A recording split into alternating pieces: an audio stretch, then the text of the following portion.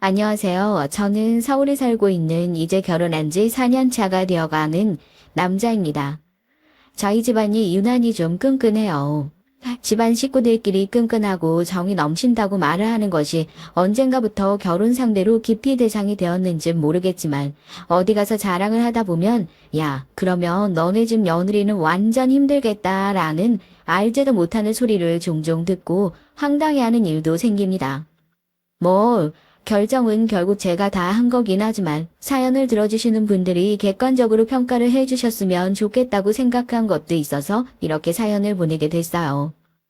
그렇게 해서 내일 장사 제대로 할 수 있겠어? 주방이 육수랑 확인했어?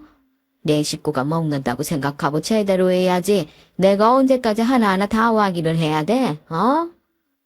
왜 TV를 보면 종종 그런 프로그램들 나오잖아요. 맛집 사장님들의 비밀, 몇 대째 이어서 하는 맛집의 속내, 대박 맛집 식당의 손자로 오래 살아오다 보니까 맛집의 비밀, 그거 별거 없다고 생각해요. 저 나이를 먹어도 정정하게 젊은 사람들도 제대로 하지 못할 텐데 매일같이 나와서 가게를 살피시는 할머니가 있기에 가능한 일이 아닌가 싶습니다. 저희 할머니 올해 연세가 95세세요. 보통 그 나이가 되시면 거동도 불편하시고 요양원에 누워 계시고 이런 모습을 상상하기 쉬우실 텐데요. 아니요, 전혀요. 아직도 목소리 쩌렁쩌렁하시고 식당에 매일 나와서 장사할 준비는 잘 됐는지 손발 맞추는 직원들 상태는 어떤지 하나하나 직접 확인하시죠. 할머니를 보면 와, 나도 저 나이 먹어서 저렇게 살 수 있을까 생각해보곤 합니다. 아무리 생각해봐도요, 절대 못할 것 같거든요. 다른 건 몰라도 할머니의 저 열정을 어떻게 따라가요. 할머니는 아주 어렸을 때부터 장사를 하셨다고 해요. 뭐 사람들 가난해서 피죽도 제대로 못 얻어먹고 살던 시절에 계속 전라도 쪽에 계셨는데 그러니까 저희 증조 할머니, 증조 할아버지가 대충 국에다 밥만 망걸 떠다가 시장에서 파는 장사를 하셨었고 자연스럽게 할머니는 어렸을 때부터 그 일을 봤었고요. 옛날엔 저기 역 근처에서 저녁부터 새벽까지 우동이나 가락국수를 파는 장사를 하셨다고 그러시더라고요.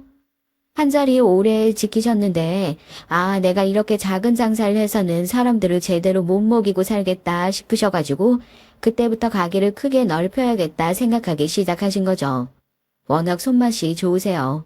저는 엄마 밥이 아니라 할머니 밥 먹으면서 컸거든요. 또 남도가 한정식이 워낙 유명하니까 처음엔 백반집으로 시작한 거예요. 뭐 한상 차림이라고 시키면 워낙 정이 많으신 저희 할머니는 남겨도 좋으니까 그래도 우리 집에 있는 거 맛은 다 보고 가야 된다고 이 반찬 저 반찬 다 꺼내가지고 내주시고 또 손맛이 얼마나 좋으신데요. 그렇게 작게 하셨던 백반집이 어느새 큰 한정식 집이 되고 연예인들이며 정치인들이며 벽에 사인이 빼곡하게 붙을 정도로 유명한 맛집이 됐다니까요. 맛집은 무슨 아예 옛날에는 방송국에서 오는 사람들도 뭐 다 똑같은 배고픈 사람들이니까 와서 먹고 가라고 뭐가 문제냐고 죄다 받아줬는데 이제는 절대로 내 출연 안 한다고 했어. 손님만 많아지고 그냥 원래 오던 단골 손님들 줄 서느라 다시 돌아가고 돈도 돈이지만 저희 할머니 장사 신념이라고 해야 되나요? 뚝심이 딱 있으신 분이거든요. 내 가게에 왔다 간 사람들 중에서 배고픈 사람 없어야 한다 하는 그런 거요. 당연히 저희 부모님도 결혼하시고 저 낳고 나서 할머니 가게가 워낙 잘 되니까 그러면 벌그에서 할머니 식당을 도와가지고 여기서 2호점이나 내보겠다 이렇게 했는데 할머니한테 엄청 혼나셨잖아요. 사람이 이왕 일을 하는 거면 큰 물에서 놀아야지 왜 거기서 굳이 2호점을 내려고 하냐고요. 여기서 밥 먹고 그네들이 다 지금 서울 나가서 살아. 너네는 서울 가서 장사해. 여기서 괜히 노인네랑 경쟁한다느니 가족들이 돈 다 쓸어놨느니 그런 소리 듣고 싶지도 않으니까 여기서 일 배워가지고 서울로 올라들가. 저희 가족이 서울로 이사 오게 된 것도 순전 할머니 덕분이었죠. 할머니는 왜 굳이 벌그에서 할머니랑 경쟁하면서 2호점을 내려고 하는 거냐. 일을 배워서 서울로 올라가라. 부모님께 그렇게 말씀을 하시고 그렇게 일을 배우기 시작하신 부모님 덕분에 저도 학창시절을 할머니와 함께 보낼 수 있었어요. 가까이서 지켜본 할머니는요. 항상 무섭긴 하셨어도 손주 녀석한테는 늘 따뜻하신 분이었고요. 언제나 배울 점이 참 많은 사람, 존경스러운 사람. 제 기억에는 항상 그랬습니다. 뭐 장사꾼 중에 돈 안 밝히는 사람이 어디 있겠냐만 어느 정도 수준으로 올라가고 나면 그걸 다 초탈한 경제에 이르렀다고 해야 되나요? 벌 만큼 벌었으면 사회에 나눌 줄도 알아야 한다고. 이제는 몸 생각해서 몸을 쓰는 봉사활동은 잘하지 못하지만 매 분기 매 해마다 기부를 하셔서 고액 기부자 명단에 이름이 올라가 있는 것은 물론이고요. 한 달에 한 번씩 주말 점심에 장사가 제일 잘 됨에도 불구하고 주말 점심에는 가게 문을 닫고 노숙자들, 독거노인들에게 가게 문을 열고 무료로 점심을 제공해요. 이때 아니면 언제 이렇게 배불리 먹어봤겠냐고요. 식당이다 보니까 철마다 식당 이모님들과 같이 모여가지고 김장 봉사도 하고 김장에서 어려운 사람들이랑 같이 나누기도 하고 할머니가 사시는 것을 보면 정말 존경심에 혀가 내둘러질 정도라니까요. 저렇게 바쁘게 사시면서 저렇게 남을 위할 정신이 있으시구나 하고요. 장사꾼이 돈만 쫓아가면 필시망하는 베비여. 벌만큼 벌었으면 나눌 줄도 알아야지. 이 할미나 되니까 그릇이 이렇게 커서 이 돈도 이렇게 쥐고 있는 거지. 타고나길 찌까는 그릇으로 타고난 사람들은 욕심 부리고 돈 끌어안고 살고 있다가 배돼지가 빵 하고 터진다니까. 다들 이 깜냥을 잘 알아야지. 분수에 맞게 살아야 하는 베비요. 타고난 깜냥을 잘 알아야 한다. 분수에 맞게 자기 그릇에 맞게 욕심내지 말고 살아야 한다. 할머니랑 같이 살면서 저도 인생에 꼭 필요한 지혜들을 많이 배운 것 같습니다. 그런 지혜들이 오늘날 결혼을 한 이후에 쓸모가 있어질 줄은 몰랐지만 말이에요. 할머니의 말을 듣고 제 그릇만 계속 키워나갈 것이 아니라 남의 그릇의 크기도 볼 줄 아는 사람이 되어야 하는데 미련한 손자는 아직까지 성장은 못한 모양입니다. 여튼 저희 할머니요. 차림새만 보면 뭐 식당으로 건물 세운 대박 맛집 사장님이라는 것은 사람들이 상상도 못할 정도로 그냥 수수해요. 저희 아버지랑 어머니가 할머니한테 비싸고 좋은 옷 좀 사서 입으시라고 아무리 그래도 소용이 없어요. 아유 어머니 그래도 좀 남들이 그러면 자식들이 어머니 돈 어디서 빼돌리는 줄 알아요. 돈도 잘 버시면서 왜 그렇게 어머니한테는 안 쓰세요. 자식 부르짖 소리 듣는 게 좋으신 거 아니에요? 예, 이놈아. 그러면 뭐 사장들은 다 머리에 비녀 꽂고 한복이라도 차려입고 다녀요. 늙어서 무슨 옷도 못 입겠고 아유 이게 제일 편하다는데 왜 지들이 난리여 더 지들이. 내부터. 또 고집하면 저희 할머니 따라오실 분이 없으시거든요. 본인은 수수하게 하고 다니는 게 편하고 좋다면서 아무리 좋은 걸 사다 드려도 절대 안 입으세요. 누구 선물로 줘버리셔서 아버지가 서운해하셨던 적도 종종 있고요. 그런데 이렇게 본인한테 돈 안 쓰고 아끼시는 분이 가족 사랑은 또 엄청나세요. 실제로 아버지와 어머니가 선물로 사다 주신 비싼 옷은 안 입으시더라도 아버지가 뭐 회사 들어가셨을 당시에 첫 월급으로 사다 주신 네이가 있는데요. 그건 면이 다 해져서 못 입는 상태가 됐는데도 아직도 장롱 한켠에 놔두신다고 하고 그거 보고 안타까워서 제가 선물로 같은 걸 하나 사드렸거든요. 이건 또 손주 녀석이 사주신 거라고 아까워서 뜯어보지도 않으셨다니까요. 그뿐인 줄 아세요? 이렇게만 얘기하면 저희 할머니 뭐 버는 것만 죽어라 벌고 남 위에서만 쓰는 고집불통 구두쇠로만 보실 것 같아서요. 아버지 어머니가 한참 할머니 밑에서 일 배우고 계시고 제가 고등학교 때였는데 고등학생 땐 수학여행 가잖아요. 인생에 딱 한 번, 전 그전까지는 해외여행이라는 걸 가본 적이 없었는데 학교에서 수학여행으로 중국 상해를 간다고 해서 얼마나 들떠 있었는 줄 몰라요. 여행 가기 몇 주 전부터 짐을 싸고 가서 뭘 입을 거다 뭘 먹을 거다 검색을 하고 할머니한테도 자랑을 하고 난리였는데 그만 일주일 전에 딱 하필이면 교통사고가 나고 만 거예요. 병원에 꼼짝없이 3주는 입원을 해 있어야 한다고. 아픈 건 둘째치고 인생에 딱 한 번뿐인 수학여행을 못 간다는 게 너무 속상한 거 있죠? 가면 뭐하려고 계획도 다 세워놨었는데 어떻게 이래. 전교생 중에 수학여행 못 가는 놈은 나밖에 없을걸. 처음 가는 해외여행이라고 얼마나 내가 설렜었는데. 그땐 어린 나이잖아요. 별걸로 다 서운해서 울고불고 하니까 할머니는 하나밖에 없는 손주가 그런 걸로 마음 상해하는 게 보시기 속상하셨던 모양이에요. 이미 날아간 수학여행은 어쩔 수 없고 그럼 가족들끼리라도 수학여행을 가면 되는 게 아니겠냐고 그러시면서 저한테 그러시더라고요.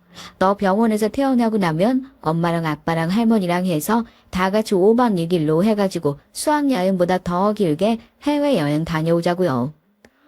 어머니 그럼 가게는 어쩌시고요? 한 번도 그렇게 쉬신 적 없으셨잖아요. 이놈아, 지금 우리 손주가 서운해서 울고불고 하고 있는데 가게 문 열고 닫는 게 중요해? 나랑 오래 같이 했던 사람들이요. 며칠 자리 비운다고 식당 안 들어갈 정도 아니니까 걱정하지 말고 너는 뭐 계획표? 이왕 가는 거 할미는 확실하게 해야 돼.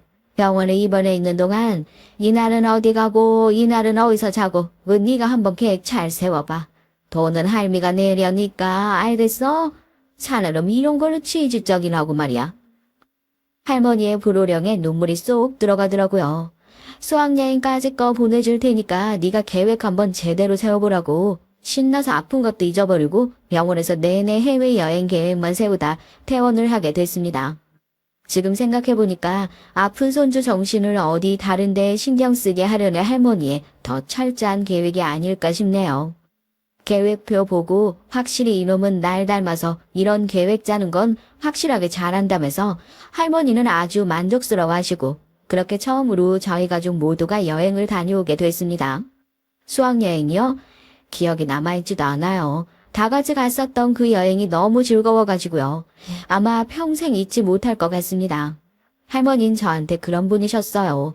인생에서 늘 아쉽고 서운할 뻔한 순간들은 지혜를 통해서 더 즐거운 순간들로 바꿔주실 수 있는 그런 분이요. 어머니 아버지가 식당 일을 배우신다고 벌교에서 할머니와 함께 지냈던 것이 저에겐 정말 잊지 못할 귀중한 기억이고 그 시간에 할머니와 참 정이 많이 들었던 것 같아요. 그건 할머니도 마찬가지셨던 것 같고요. 내가 다른 놈들 가는 건 안 아쉬운데 우리 손주 가는 건 그렇게 아쉬울 수가 없네. 이 할미도 늙긴 늙나 보다. 하긴 이 나이면 뭐. 아이고 이 녀석 째려보는 것 좀 봐라. 내가 무슨 농담을 못해요 농담을. 너 이 할머니 봐라. 오래 못 살게 생겼냐? 가서도 공부 열심히 하고 엄마 아빠 말 잘 듣고 가서 식당 잘 하는지 감시 잘하고 그릇대로 살아야요. 우리 손주는 원체 타고난 그릇이 큰 사람이니까 제대로 살 거요. 걱정하지 말어. 대학 들어가는 건데 무슨 회사 들어가는 것도 아니고 제 손을 끌고 가서 백화점에서 정장 한 벌을 해주신 할머니. 이제부터는 네가 주체적으로 네 인생을 사는 거라면서 절대 주변 사람들 얘기에 흔들리지 말고 하고 싶은 일은 찾아보라고 몇 번이나 말씀해 주셨습니다. 할머니가 이렇게 말씀하신 데는 다 이유가 있으셨죠. 사실 저희 집만 봐도요. 할머니가 식당 하셔서 부모님도 이번에 올라가면 서울에 2호점을 준비하고 있어. 자연히 저에게 쏠리는 기대가 있잖아요. 우리 아들이 이쪽 공부를 제대로 좀 해서 식당을 물려받았으면 좋겠다 하는 그런 거요. 그런데 이상하게 전 식당 일이 쉬운 건 아닌데 어렸을 때부터 이것저것 하고 싶은 게 좀 많았다고 해야 되나요? 이것도 해보고 싶고 저것도 해보고 싶고 식당 일은 정말 나중에 그것들을 다 해보고 나서도 좋아하는 일을 못 찾았다 싶을 때 그때나 해보고 싶다는 마음이 들었거든요. 부모님은 그게 내심 서운한 눈치시더라고요. 부모님이 또 제가 그 일을 했으면 좋겠다 은근하게 바라시던 이유가요. 저희 할머니의 철칙 때문이에요. 집안 식구가 아니고 결혼을 하지 않았으면 가게를 물려주지 않는다는 것이 할머니 스스로 정해놓으신 원칙이신 듯 하더라고요. 그래서 이전에도 아버지 혼자 가게를 물려받겠다고 했을 때 너 혼자서 할 수 있는 일이 아니니까 절대로 안 된다고 극구 반대를 하셨다는데 어머니까지 설득이 되고 두 분이서 같이 일을 배우시겠다고 내려오시니까 그제서야 이것저것 일을 알려주시기 시작하셨다고 할머니가 그러시더라고요. 둘이서 같이 해도 힘든 게 식당 일인데 한 사람이 아침부터 밤 늦게까지 여기 식당에 붙어가지고 있다 보면 자연히 가정에서도 얼굴 못 보고 사이가 소원해질 수밖에 없다고요. 지지고 볶고 싸우고 해도 하루 종일 얼굴 붙어서 같이 일할 수 있을 정도로 의리가 있고 고생도 같이 할 자신이 있다고 하고 결심이 서야 그때야 일을 물려줄 수가 있는 거래요. 또 할머니 얘기를 듣고 보니까 그것도 맞는 말이다 싶어요. 그러니까 부모님은 은근히 제가 뭐 조리하거나 이쪽으로 가서 식당을 물려받을 며느리가 집안에 들어와가지고 또 그렇게 가업을 이어받았으면 좋겠다 싶은 마음이 있으셨던 거죠. 그런데 아들은 그쪽에는 영 뜻이 없어 보이고 요리와는 전혀 상관도 없는 컴퓨터 공학과에 들어가서 개발자를 하겠다고 나섰으니까 강요는 못하겠고 서운하긴 하고 아마 그러셨겠죠. 아버지, 제가 말씀드렸잖아요. 일을 해보고 정 아니다 싶으면 그때 다시 돌아와서 요리 공부를 하는 것도 생각을 해볼게요. 지금 당장 하고 싶은 게 있는데 가업을 물려받아야 한다는 이유로 포기해버리면 제가 너무 평생 그 선택에 대해서 후회하고 살지 않겠어요? 저 그렇게 부모님 때문에 선택하고 부모님 원망하면서 사는 멍청하고 미련한 짓은 하고 싶지 않아요. 제 마음 이해하시죠? 이해해 주실 거라고 믿어요. 제가 그렇게까지 얘기했으니 부모님이 어떻게 저를 붙잡으실 수 있겠어요. 그래 그럼 너 하고 싶은 거 해봐라 하고 얘기를 했죠. 그래도 하고 싶었던 공부라서 그런가요? 대학교에 들어가고 나서도 공부를 그렇게 재밌게 할 수 없었어요. 공대라고 다 시커먼 남자놈들이 대부분이어가지고 뭐 여자친구를 사귀는 것보다 그 친구들이랑 어울려 다니면서 술이나 마시고 당시 제 동아리가 사진부였거든요. 학과 공부하고 사진 찍으러 다니고 그러면서 대학생활 뭐 즐겁게 보냈던 거죠. 그래도 그렇게 공부에 내내 전념했었던 보람은 있었습니다. 우수한 성적으로 대학을 졸업해서 첫 직장은 IT 쪽 중견기업에 취업을 하게 됐고 2년도 안 돼서 대기업으로 이직을 하게 됐거든요. 처음엔 일을 물려받았으면 좋겠다고 성화였던 부모님께서도 제가 하고 싶은 일을 제대로 해내는 걸 보면서 어쩐지 인정을 해주시는 눈치기도 하셨고요. 회사를 옮기면서 연봉도 높아지고 그만큼 하는 일도 많아지면서 부쩍 바빠지게 됐습니다. 저희 부모님도 마찬가지셨어요. 사람 입맛 어딜 가나 다 똑같다고. 서울에서 장사해도 잘 될 거라는 할머니의 성견지명이 정확하게 맞아떨어졌거든요. 처음 가게를 오픈하고 몇 달은 이게 오픈빨로 잘 되는 건가 싶었는데 2호점도 그야말로 대박. 몸은 힘들지만 그래도 할머니의 가게를 이어받아서 성공적으로 잘 이끌어 나가고 있다는 것에 두 분은 엄청난 만족감을 느끼고 계시는 것 같았어요. 걱정이 없는 하루하루였습니다. 잘 되지 않는 것들이 아무것도 없었으니까요. 하지만 사람은 항상 다 괜찮다고 생각할 때 경계를 해야 하는 것 같아요. 그럴 때일수록 사람은 조심해서 가려 만나야 하고 행동 하나하나 조심해야 하는 시기가 아닌가 싶어서요. 너도 이제 슬슬 여자친구 안 사귀냐고 결혼 안 하냐는 압박 들어오지 않냐? 아니 멀쩡한 놈이 여태까지 여자친구 한 번을 안 사귀니까 말이야. 너 어디 문제 있는 건 아니지? 다른 게 아니라 나 아는 사람이 있는데 너 거기 맛집 아들이라고 하니까 자기가 거기 엄청난 단골이라고 하면서 꼭 한 번만 소개시켜 줄 수 있냐고 사정사정을 하잖아. 나도 엄청나게 친한 건 아니고 대학 다닐 때 다른 대학교랑 같이 대외 활동하면서 만났던 사람인데 사람 괜찮아. 아무래도 우리랑 같은 직군에서 일하는 사람이라서 이해심도 좋고 믿져야 본전인데 소개팅이라도 한번 나가보면 어때? 나가서 내 체면 한 번만 살려주라. 어? 나 친구 좋다는 게 뭐야? 혹시 알아? 네가 그렇게 뻑이다가 나왔는데 운명의 상대를 만날 줄. 어? 대학 시절부터 친하게 지내던 동기놈이 하나 있었거든요. 무슨 인연인진 몰라도 이직을 한 대기업에서 그 친구를 다시 만나게 됐습니다. 대한민국은 학연, 지연, 혈연으로 똘똘 뭉쳐있다고 그러는데 저 역시도 낯선 공간에서 대학 동기 녀석을 다시 만나게 되니까 그렇게 반가울 수가 없더라고요. 나 홀로 외딴 섬에 떨어졌는데 고조선을 마주치게 된 기분이 들었다고나 할까요? 여튼 같은 부서는 아니지만 친구 좋다는 게 또 뭐라고 회사 다니면서 그 친구와 종종 퇴근하고 나서 같이 술 한잔 마시면서 얘기도 하고 타지 생활하면서 유일한 친구라고도 할 수 있을 정도로 가깝게 지냈었는데 갑자기 저한테 소개팅을 받아볼 생각이 없냐며 물어보더라고요. 그게 제가 아내를 처음 만나게 된 계기였습니다. 거절을 하기도 뭐하고 뭐 어차피 소개팅인데 주말에 잠깐 나가서 맛있는 밥 한 끼 먹고 온다 생각하고 자리에 나갔던 거죠. 그런데 막상 나가보니까 솔직히 얘기해서 외모가 정말 제 스타일이었던 건 물론이고, 아시잖아요. 공대 다닐 때 주변에 여자라고는 거의 한 명도 없었는데 아내 역시 개발 직군에서 일을 하고 있던 사람이었고, 그래서 그런지 몰라도 말이 그렇게 잘 통할 수가 없는 거예요. 일 얘기면 일 얘기, 가족 얘기면 가족 얘기, 이렇게 나랑 잘 통하는 사람이 있나 싶을 정도로 무슨 대화를 꺼내더라도 막히는 부분이 없어요. 친구가 말해준 대로 저희 집에서 운영하는 가게도 엄청나게 자주 가는 단골집이라고 먼저 얘기를 하더라고요. 근데 오천 씨는 왜 가게 안 물려받고 개발자가 되신 거예요?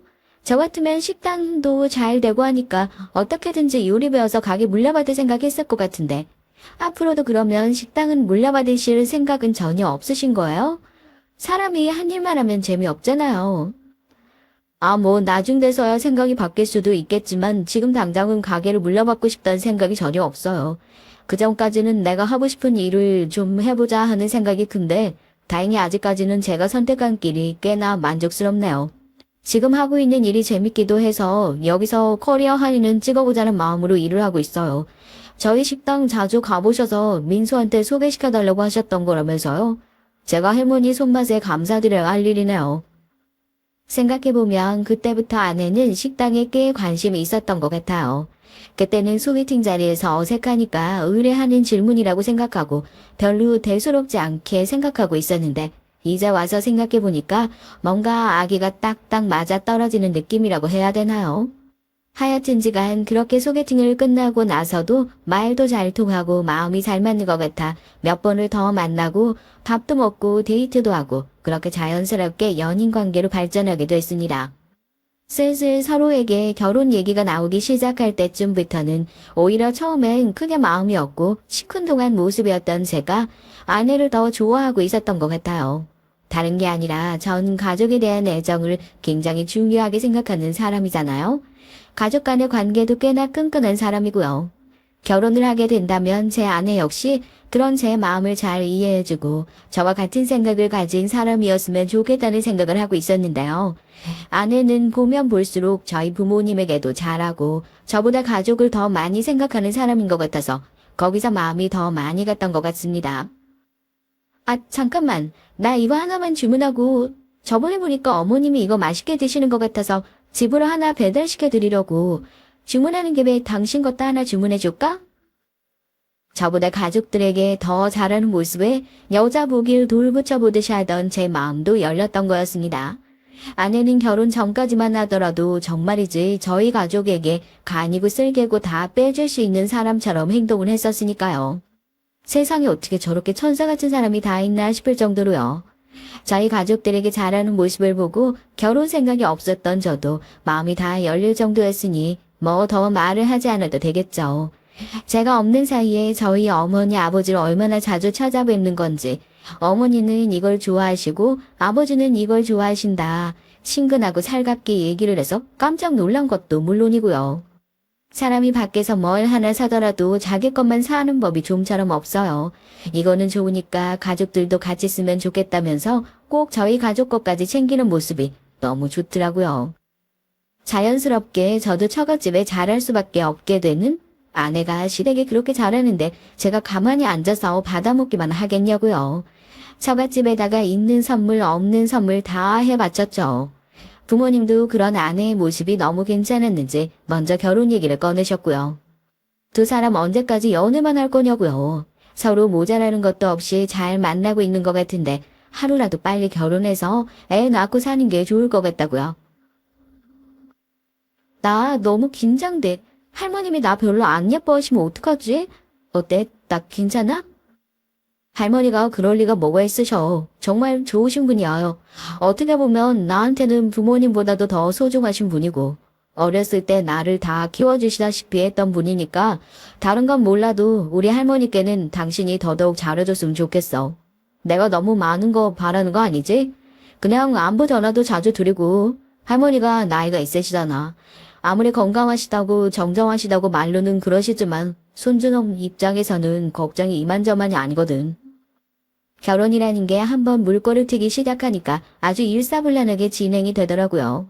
평소에 인사를 자주 하고 얼굴을 자주 뵙고 지냈던 양가 부모님과는 인사를 하고 그래도 순서는 지켜야지 않겠냐면서 할머니께도 인사를 드리기 위해 아내를 데리고 가족들과 함께 벌교로 내려가게 됐습니다. 아내는 할머니가 본인을 마음에 들지 않아 하면 어떡하냐면서 괜한 걱정을 하더라고요.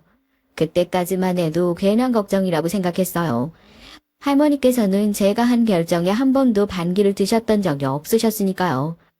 그게 설령 잘못된 선택이라고 하더라도 손주놈이 한 선택이기 때문에 다 뜻이 있겠거니 그 뒤에 어떤 후폭풍이 오더라도 대체로 저의 선택이라면 다 웃으면서 그게 우리 손주의 그릇이겠거니 하고 품어주셨던 것 같아요. 결혼도 하기 전에 벌써 이런 얘기를 꺼내고 말이야. 나한테 온 이유가 뭐냐? 허락받으러 온 게야. 내가 지금 이 자리에서 아무리 생각을 해봐도 얘는 별론 것 같다고 하고 딱 잘라서 얘기하면 그러면 너 진짜로 결혼이라도 안 할 거니? 할머니 그게 무슨 말씀이세요? 이 사람은 그냥 아무 의미 없이 분위기 풀려고 한 얘기예요. 할머니가 뭔가 오해를 하신 것 같은데 절대 그런 욕심 가지고 할머니한테 얘기 꺼낸 게 아니라고요. 뭐야 당신도 절대 그런 거 아니잖아. 아닌 거 아니라고 딱 잘라서 얘기를 해야지. 할머니 저랑 결혼할 여자예요. 다른 건 몰라도 이런 오해로 사람 당황시키시면 손주 입장은 생각도 안 하세요? 저 서운하려고 그래요. 분명 좋은 분위기에 시작된 인사였습니다. 할머니도 웃으면서 맞아주셨고요.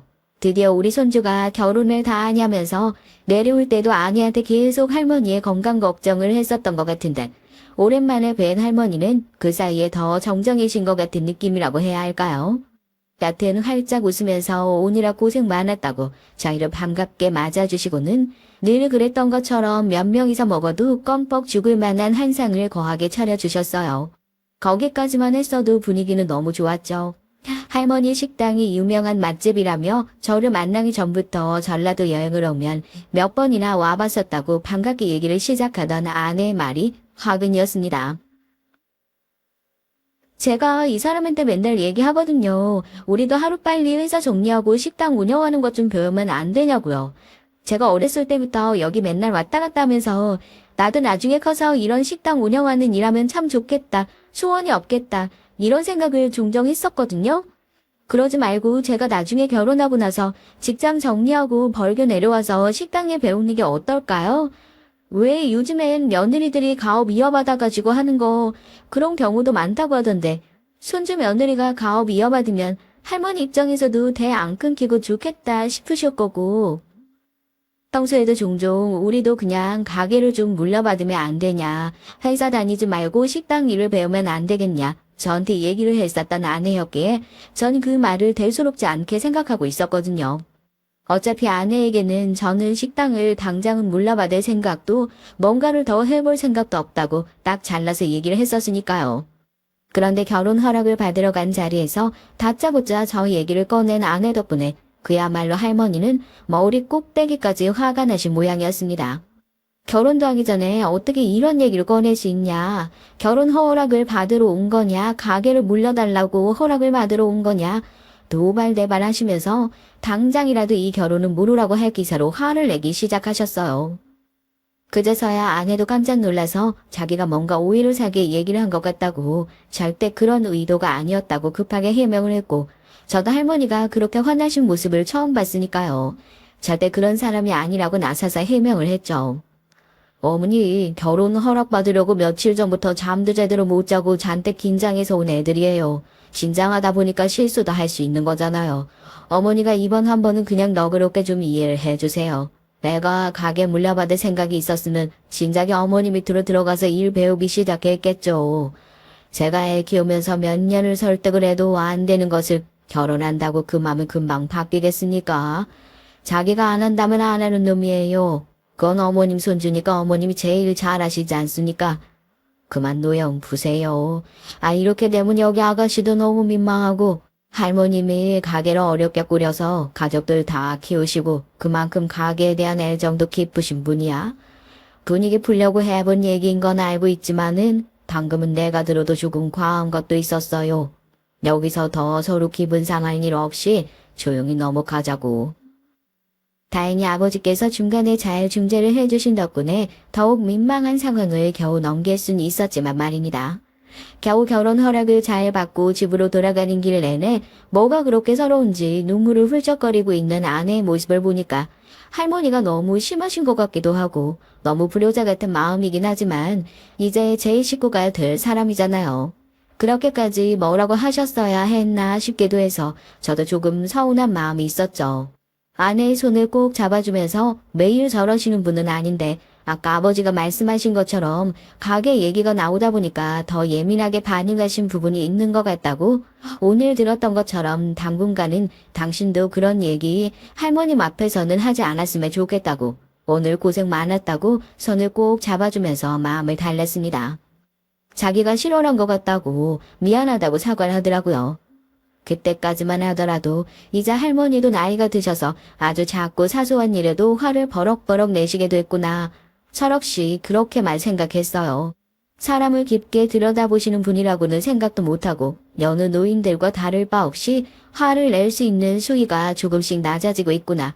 그냥 그렇게만 생각하고 말았던 거죠. 이렇게 철없는 손주를 두셨으니 얼마나 속상하실지 그저 죄송스러운 마음뿐입니다. 여튼 우여곡절이 있었지만 저희는 무사히 결혼을 했어요. 아내의 집안 형편이 그렇게 넉넉한 편이 아니에요. 결혼을 하면서 그런 것들 신경을 안 쓸 수는 없겠지만 저희 집이 여유롭다는 게 너무 다행이다 싶더라고요. 같이 어려웠으면 누구를 도와주고 말고 그럴 생각조차 하지 못했을 텐데 그래도 다행히 저희 집이 조금 더 잘 사는 편이니까 지금은 내가 더 보태서 결혼하고 앞으로 차차 더 나아지지 않겠냐고 그렇게 기가 죽어있는 아내의 기운을 북돋아주기까지 했습니다. 할머니와의 관계요?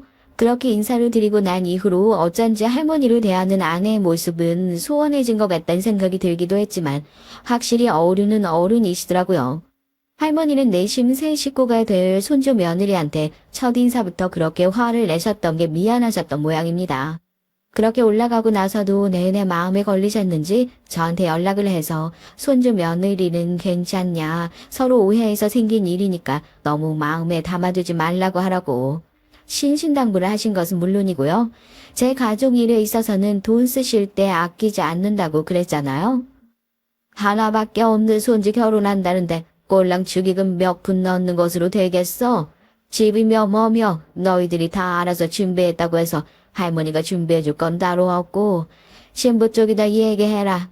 혼수는 우리 쪽이 다 알아서 할 테니까 신경 쓰실 필요 없으시다고. 하여튼 저희 할머니지만 뭐 하나 하실 때는 화끈하게 하시는 분이시라니까요.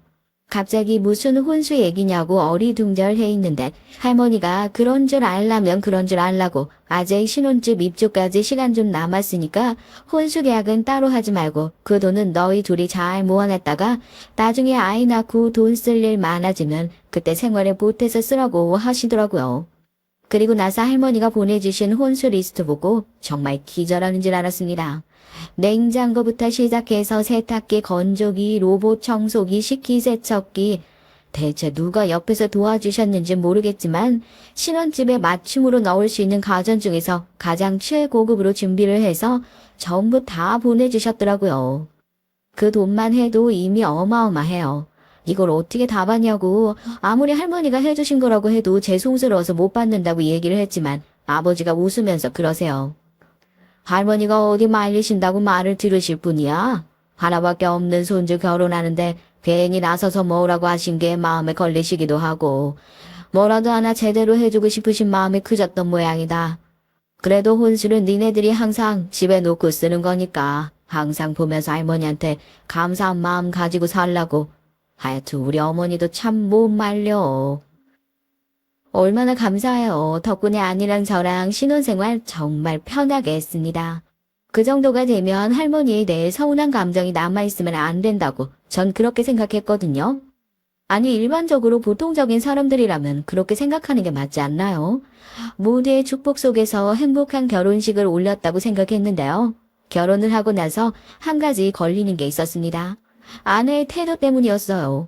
그렇게 할머니에게 많은 선물을 받고 나서도 어쩐지 행복해하거나 감사해하는 모습이 없어 보이는 것 같아 그게 영 마음에 걸리더라고요. 제가 뭐 나서서 호들갑을 떨면서 할머니 너무 감사해요. 할머니 덕분에 이렇게 잘 살고 있어요. 하라는 것도 아니지만 뭐라고 해야 할까요? 한 번씩 아내가 하는 얘기에서 오히려 이 수많은 선물이 할머니가 저희를 마음대로 주무르시려고 하는 의도로 주신 게 아니냐는 그런 뉘앙스의 말을 하는 것 같아서 찜찜한 순간들이 있었거든요. 자기는 절대 그런 의도로 말한 게 아니라고는 하지만 말입니다. 다 좋은데 차라리 돈으로 주셨어도 좋았을걸. 로봇 청소기나 식세기 같은 것도 1년 지나면 금방 또 새로운 모델 나와버리잖아. 아니 그냥 싫다는 게 아니고 할머니께서 내가 그렇게 못 믿어오신가 싶어서 나한테 선택권을 안 주려고 하시는 것 같아서 저번부터 가게 얘기 때문에 기분이 상해가지고 너한테는 이렇게 가전 하나도 고를 수 있는 선택권도 없는 사람이다. 알려주려고 일부러 저러시는 건가 싶기도 하고 내가 오해하는 거겠지? 저 정말 장담하는 건데 저희 할머니가 그렇게 꼬아서 생각하시고 나쁜 의도를 생각하실 사람이 절대 아니시거든요. 거기서도 아내한테 버럭 화를 냈었죠. 선물을 주시면 감사하고 기쁜 마음으로 받아야지 어떻게 이렇게 귀한 것들을 받아놓고도 그렇게 사람이 선한 의도를 파악하지 못하고 꼬아서 생각할 수 있냐고요. 결혼 전에 저희 식구들한테 정말 잘하던 아내의 모습이 좋아서 했던 결혼이었는데 결국 이후엔 계속 이렇게 실망스러운 모습을 마주하게 되는 것 같아 영 착잡하기만 했습니다. 하지만 아내와 그런 투닥거림도 오래가진 못했어요. 결혼하고 나서 한 2년간은 회사에서 제 승진을 앞두고 있어서 매일 밤 늦게까지 야근을 하고 아내의 얼굴도 겨우 보고 잠들 정도로 정말 바빴었거든요. 싸울 새가 어딨어요. 지친 몸 이끌고 집에 들어와서 아내 얼굴 겨우 보는데요. 그래도 나름 신혼인데 너무 아내를 외롭게 해두는 것만 같아서 여간 미안한 게 아니었죠. 그렇게 바쁜 와중에 또 애는 어떻게 생겼냐 물어보시면 그것도 할 말이 없어요. 전쟁통에도 애는 생긴다고 하더니 그게 틀린 말이 아니더라고요. 아이고 이게 무슨 경사냐. 집안에 이런 경사가 또 없다. 잘 됐어. 정말 잘 됐어. 아이고 우리 손주 며느리 입덧은 없다니. 고생할 텐데 집에서 푹 쉬면서 손가락 하나 까딱하지 말아라. 내가 반찬이랑 이것저것 다 보내줄 테니까. 정말 잘 됐지. 아내가 아이를 가졌을 때도 가장 많이 챙겨주셨던 게 바로 저희 할머니예요. 입덧이 심한 아내가 어떤 음식을 가릴 줄 모른다고 좀 유일하게 먹을 수 있었던 게 할머니가 하셨던 동치미여서 매달 동치미를 새로 해가지고 보내주실 정도로 그렇게 지극정성이었습니다. 맨날 할머니가 장난식으로 나는 오래 살아서 증손주 대학 들어가는 것까지 보고 죽을 거라고 그러셨는데 그래도 증손주 세상에 태어나는 건 기어이 보시는구나 싶어서 저도 웃음이 다 나오더라고요. 집에 식구 하나 더 늘어나게 되는 건데 온 가족이 이렇게 행복하실 줄 몰랐어요. 아내랑 짧게 투닥거리던 것도 아이가 생긴 이후에 또 끊겼고 저야 그야말로 아내를 여왕님처럼 떠받들고 모시기 바빴으니까요. 저희 아내 콧대는 날이 갈수록 올라갔던 것 같아요. 생각해보세요. 온 식구들이 그렇게 임신한 아내를 어화둥둥 모시고 살지. 저희 할머니가 매달 입덧 할까봐 노심초사하면서 동치미 새로 담궈 보내줘. 세상에 이런 대접받고 사는 며느리가 요즘 어딨냐고요. 원래 여자가 임신할 때 서운하게 했던 건 마음속에 평생 간다는 말이 있으니까 더 그러지 않으려고 얼마나 많이 노력을 했는지 모르겠습니다. 그런데 그때 아내의 콧대가 너무 높아졌던 모양이지 아니면 원래 그런 사람인데 저희가 모두가 알아보지 못하고 있었던 건지 모르겠지만 아이를 임신하고 낳는 과정에서 저희도 모르는 아내의 모습들을 마주하면서 깜짝깜짝 놀랄 수밖에 없었어요. 저희 가족들을 최고로 생각하던 아내의 모습은 온데간데 없었거든요. 아니 산후조리원 얘기는 왜 한마디도 없으셔? 그렇게 어와둥둥 하실 땐 언제고 손주 낳느라 힘든 거 생각은 안 하시고 산후조리는 나 혼자 알아서 해라 이거야. 난 가까이 식구들 보면 이해가 안 될 때가 한두 번이 아니야. 집에 돈도 많으시던 분들이 이상하게 내가 남의 집 식구라 그런가 나한테만 돈 아끼시는 기분이 든다고 해야 되나? 당신한테는 척척해주는 것 같은데 거기에 내가 껴있으면 지갑을 탁 닫으시는 것 같다고. 어머니가 아내한테 제일 좋은 산후조리원을 추천해 주시고 싶다면서 백방으로 알아보시는 와중에 왜 산후조리원 얘기는 한마디도 없냐면서 저렇게 툭 볼멘 소리를 하는 것은 물론이었고 아이를 낳고 나서도 아이 용품을 제대로 사주지 않는 것 같다. 말도 안 되는 트집이 슬슬 늘어나기 시작했죠.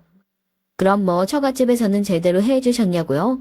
아이 낳고 나서 고생했다고 봉투 하나 쥐어주시는 꼴을 못 봤어요.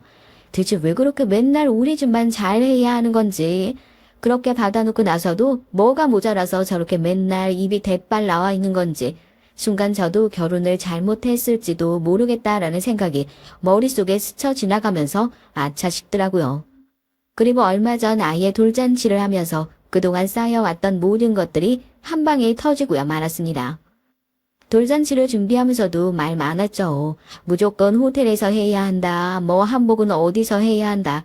두 사람의 머리가 뻔히 정해져 있는데 분수에 맞게 좀 하자고 얘기를 해도 저희 집에서 당연히 하나밖에 없는 손주의 돌잔치에 돈이라도 대주시지 않겠냐는 아내의 뻔뻔한 태도에 이미 머리 꼭대기까지 화가 나 있는 상태였어요. 행사 전에도 그걸 이유로 한바탕 했던 상황이었고요. 결국 절충해서 제가 원하던 행사 장소에서 행사를 진행하게 됐고 며칠 전에 직접 가서 모셔오겠다는 저희 가족의 제안도 다 뿌리치시고 그냥 혼자서 버스를 타고 올라오시겠다는 할머니께서도 일찌감치 행사장에 도착하셔서 환히 웃으며 저희를 맞아주셨습니다. 할머니께서 저를 따로 부르시더라고요. 이 할머니가 오늘 급하게 올라오느라 돌반지만 하나 들고 왔어. 우리 손주 첫돌에 무슨 선물을 줘야 의미가 있을까 많이 고민을 했는데 벌교에 있는 땅 하나, 건물 하나 우리 손주 앞으로 돌려주려고 준비 중에 있다. 건강하게 잘 키워. 너처럼 똑똑하고 현명하게만 자라면 이 할미는 더 알 나위 없이 좋겠어. 오자마자 손주에게 주실 깜짝 선물 얘기에 제가 펄쩍 뛰니까 좋으면서 뭘 그러냐고 행사나 잘 마무리하라고 종종 걸음으로 또 들어가시더라고요. 그리고서는 한복자락에서 예쁜 돌반지를 하나 꺼내 제 아내의 손에 꼭 쥐어주셨습니다.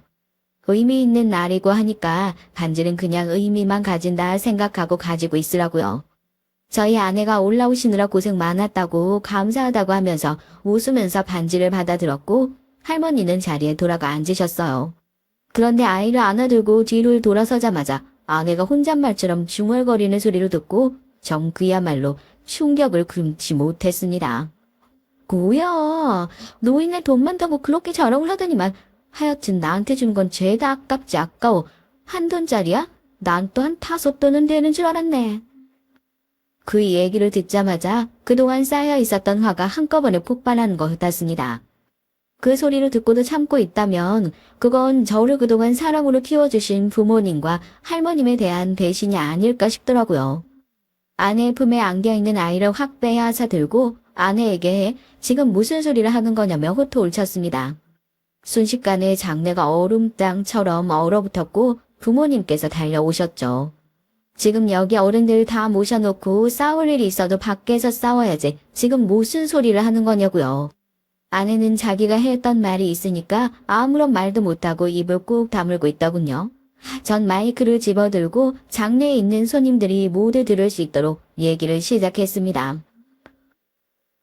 오늘 이 행사를 축하해 주시기 위해서 자리에 모여주신 손님들께 정말 죄송하다는 말씀 먼저 드립니다. 저희 아들의 돌잔치를 축하해 주시러 오신 많은 분들 앞에서 감사하다는 인사를 드리면서 저 이 자리에서 저희 아내와 이혼하겠다는 말씀을 올리려고 합니다. 그동안 저는 저희 아내가 제가 아닌 저희 가족의 돈을 보면서 사는 것을 외면하면서 살고 있었습니다. 그저 저희 가족들한테 잘하는 아내의 모습이 좋아서 착하고 순한 사람이라고만 생각하고 언젠가 예전 모습으로 다시 돌아올 거라 믿고 기다리고 있었는데 오늘 아내의 추악한 진실을 본 이상 더 이상 이 사람이 제 아내의 엄마로 함께 살아가는 모습을 볼 수 없을 것 같습니다. 진심으로 죄송합니다. 부모님께도 할머님께도 이런 자리에서 이렇게 얼굴에 먹칠을 하게 돼서 정말 죄송하지만 이 사람이랑 앞으로 살아가는 게 더한 먹칠인 것 같아 내린 결정이니까 부디 용서해 주시면 감사하겠습니다. 무릎을 꿇고 고개를 숙인 제 옆에서 아내는 길길이 날뛰기 시작했어요. 자기는 이혼 절대 못해준다면서요. 이혼? 누구 맘대로 이혼이야. 야, 나 돈 없다고 무시한 건 니네 집 식구들이잖아. 니네 노인네가 꼴렸지 증손주 돌잔치에 한도짜리 반지 들고 와서 나한테 찔러주는 게 이게 무시가 아니면 뭔데, 어? 니네 집 식구들이 지금 나 무시하고 있는 거잖아. 그때 할머니가 나와서 혀를 차시면서 아내 뺨을 시원하게 올려붙이셨고 아내는 아무런 말도 하지 못하며 눈만 끔뻑끔뻑 뜨고 있더군요.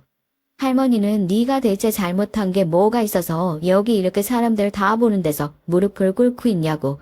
정작 무릎을 꿇어야 할 사람은 따로 있지 않냐면서 호통을 치시더라고요. 처음 인사 올 때부터 돈에 눈이 멀어 있다는 것은 짐작에 눈치채고 있었어야 하는데 오늘이 우리 손주 돌잔치지 네 기집애 돌잔치여? 돈 때문에 우리 집안에 달려들었으면 네가 그 좋아하는 돈 한 푼도 못 들고 나가게 내가 기를 쓰고 막을 테니까 그런 줄 알아. 왜? 아파? 겨우 딱이 안 돼 맞은 걸로 아파? 우리 가족들이 너한테 뒤통수 맞아가지고 아픈 건 생각도 안 하냐? 어디 두고 보자. 누가 이기고 누가 지나? 소란스러웠던 장례는 어느덧 혀를 차면서 아내의 욕을 하는 분위기로 바뀌었고 할머니는 그런 저를 일으켜서 행사장을 정리해 밖으로 나가자고 하셨어요. 집으로 돌아가자마자 포장이사를 불러서 아내의 짐을 모두 싸가지고는 문 밖에 내놓으시고 비밀번호도 바꾸셨죠. 이혼이 진행될 동안 이 집에 발도 붙일 생각하지 말라고요. 어머니와 아버지는 왜 먼저 뺨을 때리셨냐고, 나중에 혹시라도 어머니한테 피해가 가면 어떡하냐고 전전긍긍이셨지만 할머니는 단호하셨습니다. 결국 벌 받을 놈이 벌 받게 되어 있다면서 아예 뿌리를 뽑아야 한다고요. 지금 아내 쪽에서는 변호사를 통해서 그럼 재산 분할이라도 해달라, 협의 이혼을 해주겠다 하는 식으로 저희로 회유하고 있고 저희는 가정이 소홀하고 가정을 욕보였던 규칙 사유는 모두 아내에게 있으니 협의는 해줄 수 없다로 팽팽하게 맞서 싸우고 있는 상황입니다. 어떤 분들은 저희 가족이 아내에게 너무 가혹했다고 욕을 하시던데 객관적으로 누가 잘못했는지 듣고 싶어서요. 정말 이거 제가 문제인 건가요? 안녕하세요. 저는 시어머니와 함께 살고 있는 50대 여성입니다. 제게는 아들이 있는데 둘 다 타지에 있는 사관학교에 다니는 중이라 집에는 시어머니와 저 둘뿐이죠. 시어머니라고 하면 한없이 어려운 존재잖아요. 물론 제 얘기를 듣고 계시는 분들 중 몇몇 분들에게는 끔찍한 존재일 수도 있겠고요. 하지만 제게 있어 시어머니는 남편과의 마지막 약속이자 20년 동안 의지할 수 있었던 유일한 어른이기도 하답니다. 시어머니께서 아시면 나이 50 넘어서 무슨 징그러운 소리 하냐고 혀를 차시겠지만 진심 전 그렇게 생각하거든요. 남편은 정말이지 성실함을 사람으로 만들어준 그런 존재였어요. 정비공이던 남편은 항상 버스 첫 차를 타고 출근을 했었죠. 가장 먼저 출근해서 기계들 이상 없는지 살펴보는 것이 자기의 할 일이라고 새벽 4시 30분만 되면 벌떡 일어나 출근 준비를 했어요. 하루도 빼놓지 않고 말이에요. 거기다 가족들은 또 얼마나 그렇게 챙기는지, 특히 시어머니께 하는 것을 보면 곁에서 보는 사람들이 혀를 내두를 정도였답니다. 물론 남편에게도 형제들은 있었어요. 남편에게는 2명의 형과 여동생이 있었거든요. 하지만 여동생을 제외한 다른 형제들하고는 사이가 좋은 편이 아니더라고요. 솔직히 말하자면 그냥 다른 형제들이 남편을 무시하고 있었어요. 처음엔 그 모습을 봤을 때 너무 화가 나서 다 엎어버리고 싶었죠. 그렇다고 제가 화를 내면 뭐 하겠습니까? 남편은 아무런 반응이 없는걸요. 하지만 얼마 지나지 않아 왜 남편이 그런 반응을 보이는지 알 수 있었답니다. 남편이 시부모님과는 피 한 방울 섞이지 않은 타인이었기 때문이에요.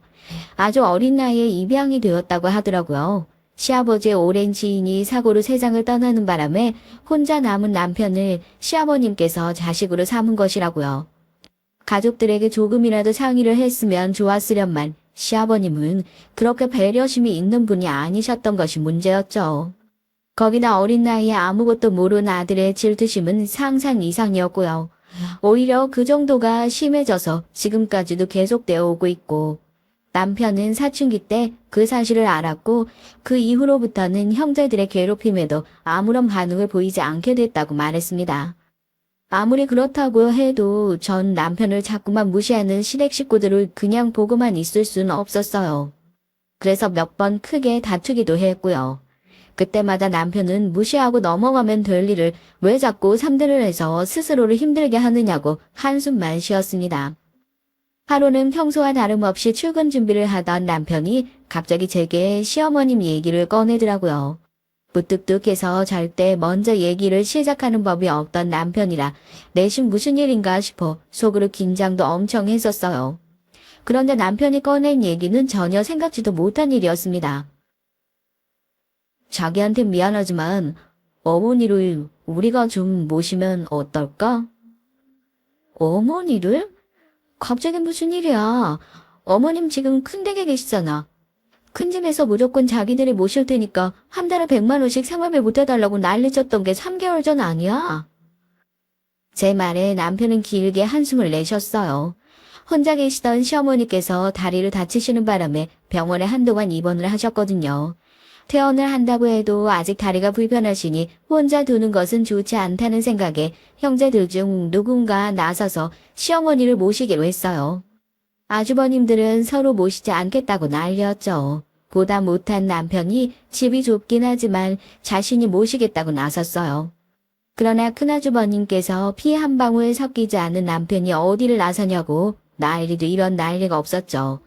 심지어 작은 아주버님은 우리가 시어머니를 모시고 가서 때리고 굶길 것이라는 소리까지 했어요. 말이 되는 소리를 좀 하세요. 어느 자식이 부모님께 그런 행동을 한단 말입니까? 자식이 아니니까 우리한테 괴롭힘 당했다고 어머님한테 풀 수도 있고. 아주버님 적당히 좀 하세요. 지금까지 매해 어머님 모시고 건강검진 다닌 사람이 누군데요. 그이잖아요. 영양제 떨어지지 않게 챙기는 것도 저희고요. 그런데 그이한테 무슨 말씀을 하시는 거예요? 그럼 목적이 돈인가? 어머님 돌아가시면 한몫 챙겨보려고 점수 따기? 어느 쪽이든 호적상 아들인 사람이 나설 일은 아니죠. 남편은 잔뜩 화가 난 얼굴이었지만 그놈의 핏줄을 앞세워서 따져드는 형제들 앞에서 결국은 분노를 참고 넘길 수밖에 없었어요. 그렇게까지 난리를 쳤던 일은 어디로 갔는지 갑자기 큰 집에서 자신들이 시어머니를 모시겠다고 말을 바꿨죠. 그러고는 시어머니를 모시는 대가로 매달 생활비를 보태달라고 하더라고요. 100만 원씩 말이죠. 전 터무니없는 금액에 뭘 근거로 100만 원을 달라고 하는 것이냐며 따졌지만 큰형님은 눈 하나 깜짝하지 않았습니다. 삼시세끼 챙겨드려야지. 물리치료 받으려면 병원에 모시고 가야지. 그걸 누가 다 한다고 생각하는 거야? 사람 써서 하는데 그 정도는 내야지. 봐봐, 어머님께 쓰는 돈이 이렇게 아까워서 어머님을 모신다고? 그런 말씀이 아니잖아요. 돈이 아깝다는 말이 아니라 정확하게 하자는 말이죠. 정확하게 해? 아니, 내가 지금 내 주머니 채우려고 이런단 말이야? 형수님, 그런 의도로 드린 말씀이 아니라는 건 아시잖아요. 제발 그만 좀 하세요. 결국 남편이 나서서 큰집의 의견을 따르겠다는 말을 하고 나서야 소라는 일단락이 됐습니다. 그리고 3개월이 지난 거죠. 그런데 남편이 다시 그 얘기를 꺼내다니 당연히 당황스러웠죠. 남편은 시어머니께 연락을 받았다고 하면서 도저히 단 하루도 그 집에서 살 수 없다고 하셨어요. 우리 집으로 모시고 오자고요. 당시 남편과 제 사이에는 돌이 막 지난 큰아이와 함께 뱃속에 3개월에 접어든 둘째가 있었어요. 남편이 제 상황을 생각도 하지 않고 얘기를 꺼냈을 것이라고는 생각되지 않았거든요. 분명 시어머님께 무슨 일이 생긴 것이었죠. 전 이유를 물었지만 남편이 좀처럼 얘기를 하지 않더라고요. 그러더니 나중에 다시 얘기를 하자고 하면서 출근을 했어요. 전 그날을 지금도 후회하고 있습니다. 남편에게 무슨 일인지 좀 더 물어볼 걸 하고 말이죠. 그리고 남편이 원하는 대답을 시원하게 해주지 못한 제 자신을 참 오랫동안 몰아붙였답니다. 남편 출근 이후 쏟아지는 잠을 참지 못하고 그대로 잠시 잠이 들었는데요. 얼마나 흘렀을까 시끄러운 소리에 잠이 깬 전 전화를 받고는 번쩍 정신이 들었어요. 남편이 교통사고로 인해 위험한 상황이라고 하더라고요. 뺑소니였습니다. 전 허둥지둥 병원으로 달려갔죠. 신발도 제대로 신지 못하고 택시를 잡고 달려갔어요. 하지만 병원에 도착했더니 이미 남편은 이 세상 사람이 아니더라고요. 남편의 마지막도 보지 못했습니다. 제게 남편의 부고를 알려준 의사 선생님을 붙들고 얼마나 울었는지 몰라요. 그렇게 정신을 잃었죠. 다시 눈을 떴을 땐 새하얀 병원 천장이 보이더라고요. 그리고 어떻게 연락을 취했는지 가장 친한 친구가 제 손을 잡고 있었습니다. 전 친구에게 남편의 간에 물었고 친구는 씁쓸한 얼굴로 제 눈을 피했어요. 그제야 실감이 나더군요. 남편이 정말 이 세상 사람이 아니라는 사실을요. 남편의 장례식은 조촐하고 조용하게 치러졌습니다. 시어머님도 남편의 형제들도 아무도 얼굴을 비추지 않았죠. 남편의 사고 소식에 바로 연락을 드렸지만 연결이 되지 않았거든요. 상주 자리에는 배가 조금씩 불러오는 저와 아직 한참은 어린 첫째와 함께 서 있을 수밖에 없었습니다. 저 역시 어릴 때 부모님을 잃고 할머니 손에서 자랐기에 친척이 하나도 없었거든요. 다행히 저와 남편의 직장 동료들이 찾아와서는 묵묵히 자리를 지켜준 덕분에 텅 빈 장례식장이 되지 않을 수 있었습니다. 시댁 식구들은 장례식이 끝나가는 마지막 날이 돼서야 나타났어요. 그 와중에도 시어머니의 모습은 찾을 수 없었죠. 시댁 식구들은 남편에게 향 한 개 피우지도 않고 저에게로 바로 다가와서는 적선할 듯 돈을 던져줬습니다. 저는 이를 악물고 그 돈을 그대로 그들의 얼굴로 던져버렸어요. 어떻게 형제라는 인간들이 사람이 죽었다는데 코빼기도 미치지 않을 수 있어요? 어떻게 자그만 지 30년 넘게 형제로 자랐어요. 핏줄이 어떻게 되었든 30년이란 시간 동안 가족이었잖아요. 그런데 마지막 가는 길조차 왜 사람을 외롭게 만드는 거예요? 형제? 우리가 30년 한 집에서 살았던 게 우리 의지인 줄 알아? 다 어머니 아버지 마음대로 벌인 일이라고. 한 번도 형제라고 생각한 적 없어. 섭섭지 않게 넣었으니까 받아두고 신경 쓸 일 만들지도 말고 그냥 서로 보지 말고 살았으면 좋겠네. 그 사람들은 제가 뭐라 대답하기도 전에 장례식장을 벗어났죠. 전 그들을 따라 나가서 시어머님은 어디 계시냐고 물었지만 그 사람들은 저를 뿌리치며 왜 시어머니께서 아셔야 하는 것이냐며 오히려 저를 비웃듯이 바라보더군요. 전 너무 어이가 없었지만 멍하게 그 뒷모습을 볼 수밖에 없었습니다. 그때 제 나이가 34살이었어요. 무려 20년 전이죠. 전 남은 인생을 아이들을 위해서 살아야겠다고 다짐했습니다. 그래서 나중에 남편이 있는 곳으로 간다면 우리 아이들 남부럽지 않게 올바르게 잘 키워냈다고 말해주겠다고 맹세했죠. 그러던 어느 날 충격적인 일이 벌어졌습니다. 남편의 장례를 치른 지 한 달 정도 지났나? 전 다니던 회사에 사표를 내고 친구네 가게에 취직해 재택근무를 하고 있었어요. 어린이집에서 큰애를 데려오는 길에 못 보던 차가 집 앞에 있더라고요. 이 동네엔 전혀 어울리지도 않는 그런 차라 신기하게 바라봤죠. 차를 지나 아파트 입구로 들어서는데 갑자기 저를 부르는 소리가 들렸습니다. 전 깜짝 놀라 뒤를 돌아봤어요. 차에서 시어머니와 아가씨가 모습을 드러내더라고요. 아가씨는 작년 결혼해서 일본으로 건너가 살고 있었거든요. 남편을 유일하게 가족으로 오빠로 대해준 사람이 아가씨였어요. 그래서 아가씨 결혼식 날은 남편이 엄청 기뻐하면서도 해외로 가야 한다는 사실에 많이 속상해했었죠. 시어머니께서는 걷는 것이 약간 불편해 보이기도 했지만 꽤나 야윈 모습이었습니다. 어머님, 여기까지는 어떻게 오셨어요? 아가씨는요? 언제 한국으로 들어왔어요? 연락 늦게 받았어요. 오빠들이 엊그제 얘기해줘서 부랴부랴 한국으로 들어왔죠. 오빠 일 혼자 겪게 해서 너무 미안해요. 아니에요. 저도 정신이 없어서 연락드릴 생각을 못했어요. 그래도 이렇게 와줘서 고마워요. 어머님, 그동안 잘 지내셨어요? 천벌을 받을 새끼들. 어떻게 내 자식이를 그렇게 꽁꽁 숨겨두고 내가 알았더라면 우리 아들 가는 길도 못 보고 내가... 시어머니께서는 금방이라도 쓰러질 것 같이 휘청거리셨어요. 저와 아가씨는 급하게 시어머니를 부축해서 집으로 들어왔죠. 시어머니께서는 큰애를 무릎에 앉혀두시고는 연신 머리를 쓰다듬어 주시며 어릴 때 시아버님의 품에 안겨서 집으로 들어오던 남편과 똑같았다고 하셨습니다. 전 금방이라도 눈물이 터질 것 같았지만 꾹꾹 눌러 참았죠. 한참을 남편에 대한 추억으로 얘기를 나누었어요. 그러다 전 시어머님께 거취 문제로 남편과 얘기를 한 적이 있으시냐고 물었어요. 남편과의 마지막 대화였던 그날의 얘기를 말씀드렸죠. 시어머니께서는 금방 눈물을 뚝뚝 흘리셨습니다.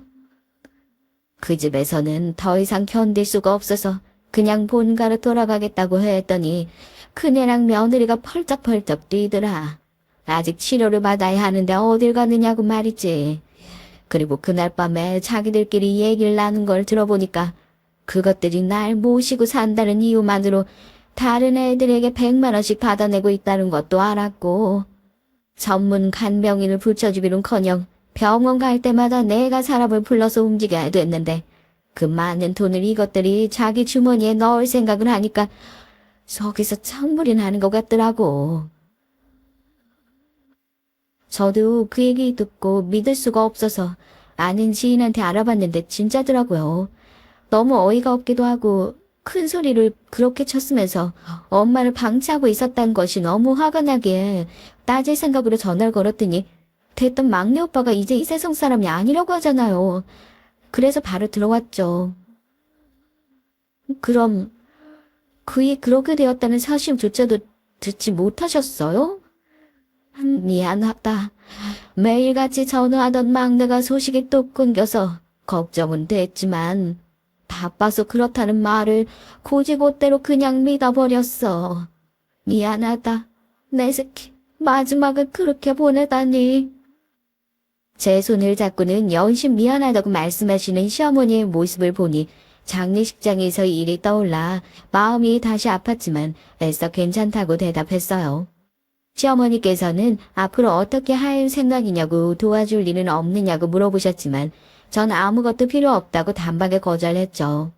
시어머니께서는 경제적으로든 무엇으로든 다 도와줄 수 있다고 원하는 것을 얘기하라고 했지만 전 아무것도 바라는 것이 없었답니다. 시어머니께서는 섭섭한 얼굴을 하시고는 자리에서 일어나셨죠. 아가씨의 부축을 받으며 움직이시는 시어머니 모습을 보자 문득 남편과의 마지막 대화가 떠오르더라고요. 전 현관을 나서려는 두 사람을 붙들고 큰 용기를 내서 말했습니다. 어머니, 제가 어머니를 모시고 살면 안 될까요? 언니 지금 뭐라고 하셨어요? 이제 배도 불러올 텐데 언니 혼자서 어떻게 다 챙기려고요. 언니 힘들어요. 그이가 그랬어요. 어머니 모시고 살고 싶다고. 어머니를 우리 집으로 데려오고 싶다고. 그럼 그이에게 그렇게 하자고 속 시원하게 말을 못 해줬어요. 늦었지만 그이가 원했던 일 제가 하고 싶어서 그래요. 제가 모시고 살게요. 시어머니께서는 가만히 제 얼굴을 바라보셨죠. 어쩌면 이 얘기를 듣고 계시는 분들은 저의 이런 열정이 무모하고 어리석다고 잔소리하실 수도 있겠네요. 남편도 없는 시댁에 들어갈 생각을 할 수 있느냐고 하실 수도 있고요. 하지만 전 진심이었습니다. 남편의 소원을 들어주고 싶었거든요. 시어머니께서는 한참을 그 자리에 가만히 계시더니 그렇게 하자고 하시며 이 집은 정리하고 본가로 들어오라고 하셨죠. 정말 모든 일은 일사천리로 진행됐습니다. 아가씨가 큰 도움이 됐어요. 다행히 본가가 멀리 있는 것이 아니라 저는 이삿짐을 불러 정리하고 남편과 추억이 쌓인 것들만 따로 제가 챙겨 본가로 들어갔어요. 본가에는 언제 왔는지 큰형님이 와 계시더라고요. 큰형님은 시어머님 앞임에도 불구하고 제게 삿대질을 하기 시작했습니다. 이게 다 무슨 짓이야? 내가 분명히 말했지. 앞으로 서로 볼 일 없이 살자고. 내 말이 말 같지 않아? 제가 여기 있든지 말든지 형님이랑 무슨 상관이라고요. 그리고 전 어머님과 살려고 왔지 형님이나 아주버님하고는 조금도 관계가 없거든요. 형님이 어머님 모시고 살 것도 아니잖아요. 뭐야? 아니, 그럼 어머님께서 본가로 돌아가시겠다고 했던 게 다 동서가 꾸민 일이야? 무슨 자격으로 동서가 어머님을 모시는데? 제가 왜 자격이 없어요? 어머님 막내 며느리가 전데 형님만 며느리인 줄 아세요? 막내 며느리 좋아하네. 남편도 없는 시댁에 꾸역꾸역 들어와서 살려는 의도가 뭐야? 왜? 돈이 부족해? 그래서 거머리처럼 여길 들어오는 거야? 어머님 등골이나 빨아먹고 살려고? 전 당장이라도 큰형님의 머리채를 잡고 흔들고 싶은 충동이 들었어요. 아마 제가 임신한 상태가 아니었다면 달려들었을지도 모르겠나요. 전 너무 화가 나서 덜덜 떨리는 손을 꼭 부여잡고는 최대한 분노를 가다듬었습니다. 큰형님의 폭언에 아가씨가 잔뜩 화가 난 얼굴로 다가와서는 말을 왜 그렇게 하느냐고 따져 물었죠. 큰형님은 결혼을 했으면 이제 이 집 식구가 아니니까 나서지 말란 말을 하더라고요. 그 말에 더 화가 난 아가씨는 그동안 시어머니를 어떻게 방치했는지 하나하나 열거하면서 시어머니를 모시고 산다고 큰소리 치더니 이게 다 뭐냐고 큰형님을 몰아붙이기 시작했습니다. 하지만 큰형님은 부끄러워하기는커녕 뭐가 잘못이냐고 도리어 고개를 쳐들고 어깨를 쫙 펴더라고요. 참 어처구니가 없었죠. 그 소리를 다 듣고 계셨는지 시어머니께서 나오셔서는 큰형님에게 당장 이 집에서 나가라고 하셨어요. 어머님, 저희가 어머님에게 얼마나 최선을 다했는데 이렇게 나오실 수 있어요. 그리고 동서를 집에 들이시다니요.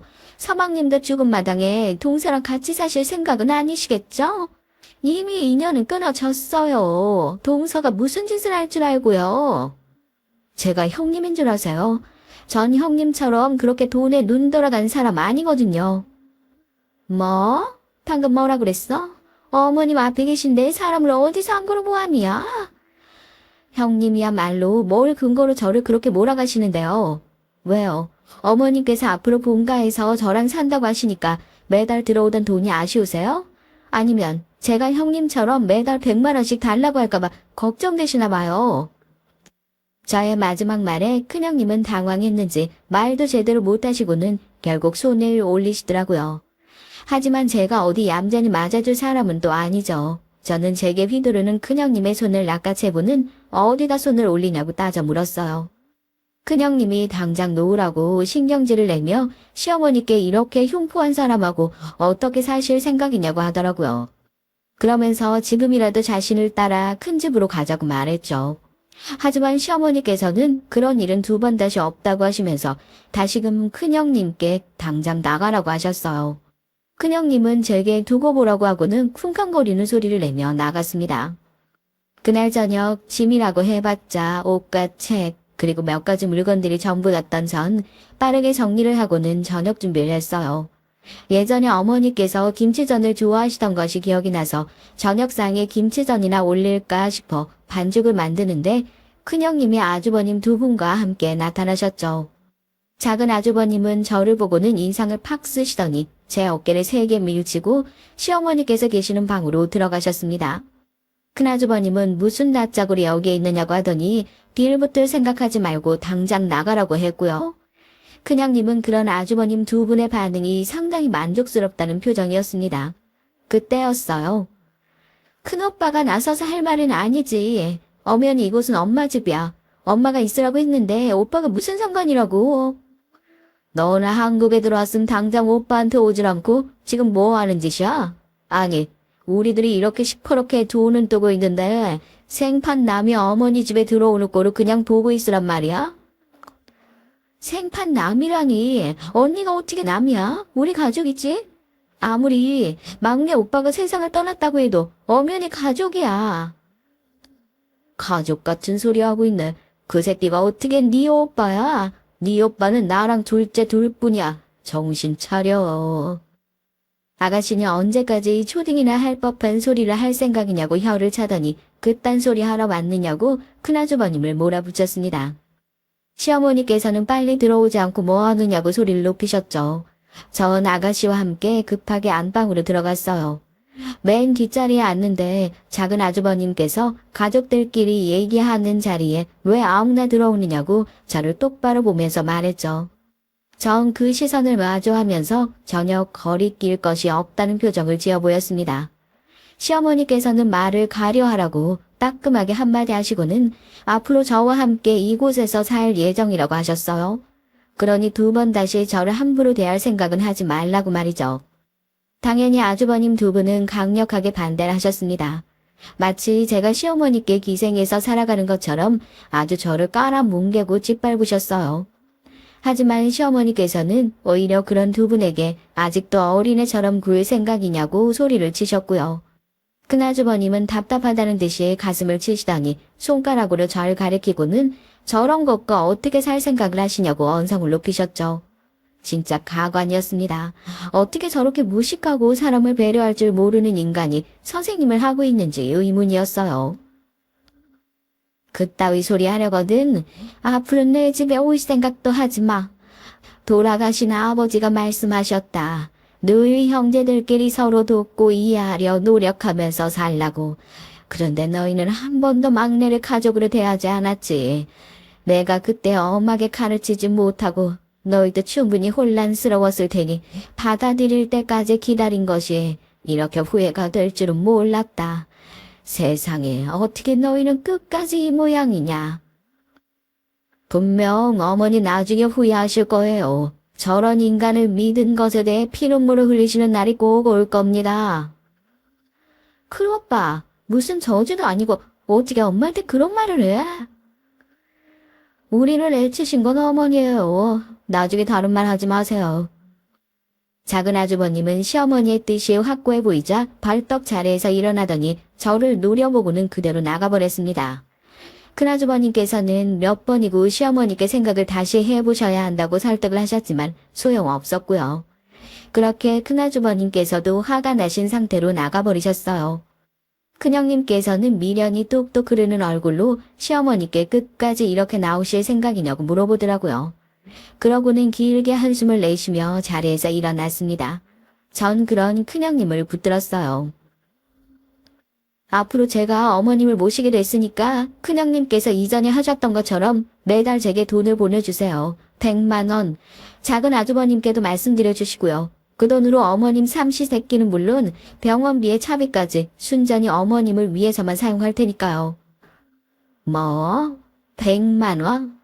미쳤어. 내가 왜 동서한테 매달 100만 원을 줘야 되는데? 왜냐니요. 형님께서 하셨던 것처럼 하는 것뿐이잖아요. 뭐가 잘못됐어요? 제 말에 큰형님은 무식한 것들과는 상종도 하면 안 된다고 하고는 서둘러 나가버렸습니다.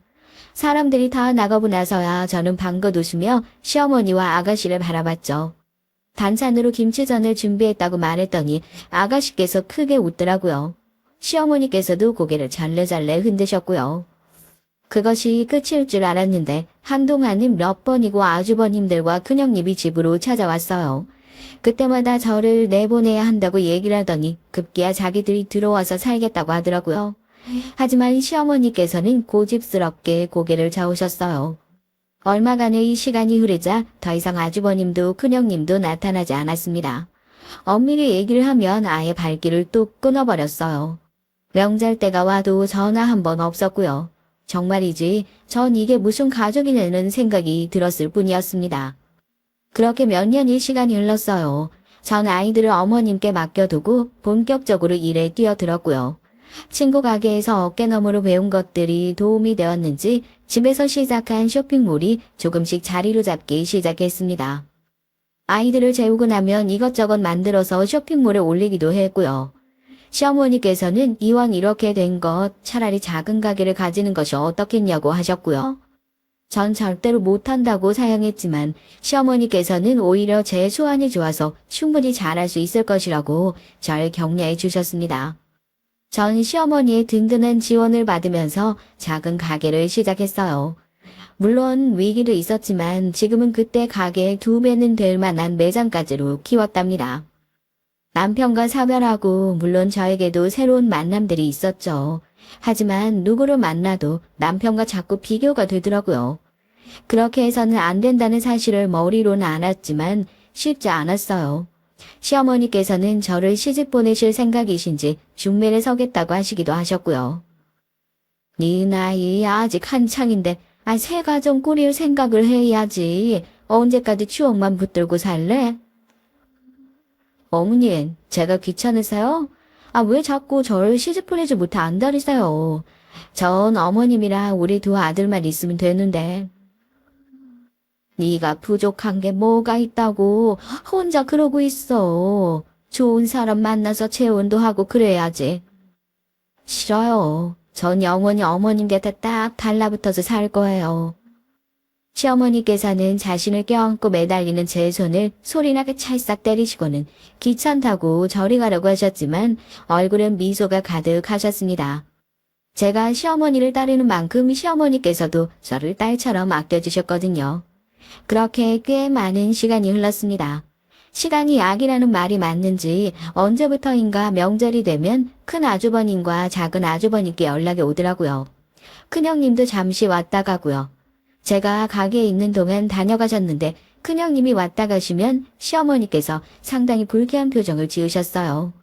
무슨 일이 있었느냐고 물었지만 시어머니께서는 그냥 몹쓸 얘기를 들었다고만 하셨죠. 그 일이 뭔지 너무 궁금했지만 전 그냥 알겠다고만 하고 넘어갔습니다. 하지만 며칠 뒤 큰 아주버님께서 퇴근길에 잠깐 들리신 것인지 저녁 시간에 집에 오셨어요. 제 쪽으로는 시선도 주지 않고는 다짜고짜 시어머니께 어떻게 그러실 수 있냐고 화를 내더라고요. 전 갑자기 찾아와서 무슨 짓인가 싶어 한마디 하려는데 시어머니께서 막으셨습니다.